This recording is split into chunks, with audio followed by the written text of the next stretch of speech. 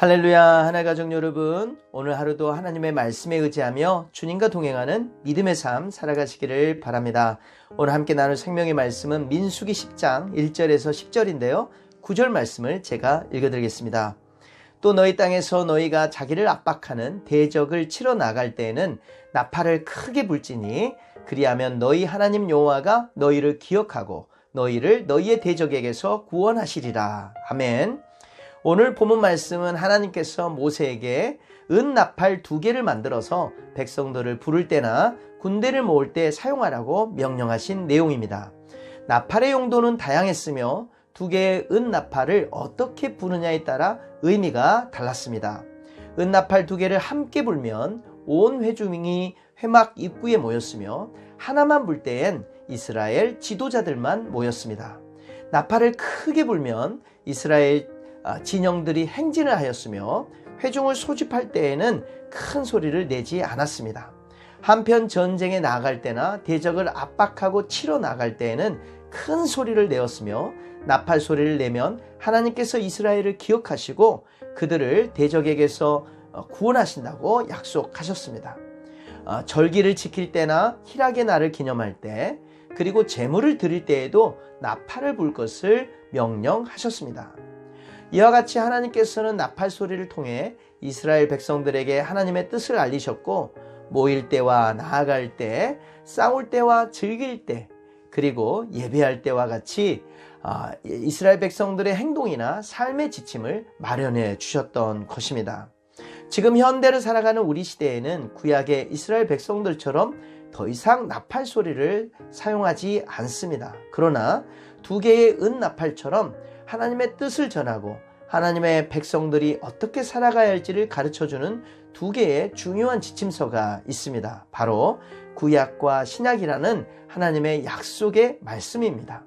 사도 바울은 고린도전서 14장에서 교회의 덕을 세우는 계시와 예언의 말씀을 나팔 소리로 비유하면서 만일 나팔이 분명하지 못한 소리를 내면 누가 전투를 준비하리요? 라고 말씀했습니다. 그러므로 하나님의 백성들은 성경 말씀을 하나님의 나팔 소리라고 생각하고 하나님의 뜻을 분별하고 하나님의 지침에 귀를 기울여야 할 것입니다.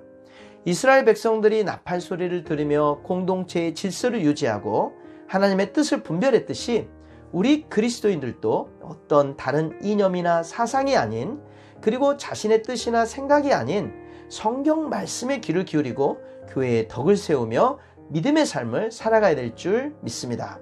사랑하는 하나님교회 성도 여러분, 오늘도 세상의 그 어떤 소리가 아닌 하나님의 나팔 소리에 귀를 기울이고 하나님의 뜻을 분별하며 하나님께 기억이 되는 믿음의 삶 살아가시길 예수님의 이름으로 축복하고 기도드립니다.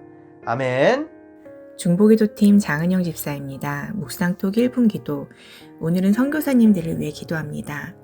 사랑과 은혜의 하나님 아버지, 땅끝까지 이르러 내 증인이 되라 하신 말씀에 순종하여 세계 여러 나라에 나가 있는 선교사님들을 위해 기도합니다. 선교사님에게 성령의 충만함을 더하여 주시고 가정에 근심 걱정이 없도록 지켜주시며 재정적인 어려움이 닥치지 않도록 도움의 손길을 붙들어 주시옵소서. 영적 황무지에 복음의 씨앗을 심을 때 낙심치 않게 하시고 10년 뒤 20년 뒤를 믿음의 눈으로 바라보며 모든 결과를 주님께 맡기고 눈물로 뿌린 복음의 씨앗들이 많은 열매를 맺을 수 있도록 도와주시옵소서. 선교사님들이 주님의 말씀을 전하고자 할 때 보이지 않는 영적 공격으로부터 보호하여 주시고 불안과 두려움이 아닌 주님의 평안과 담대함으로 가득 채워주시길 기도합니다. 때로는 지치고 낙담할 때도 있겠지만 다시 일어날 수 있는 힘과 지치지 않는 주님의 능력이 가득 채워지길 기도합니다. 선교사님들의 삶을 통해 하나님 나라가 더욱 확장되어지고 사역 가운데 성령님의 인도하심이 가득하길 기도드리며 이 모든 말씀 우리 구주 예수 그리스도 이름으로 기도합니다. 아멘.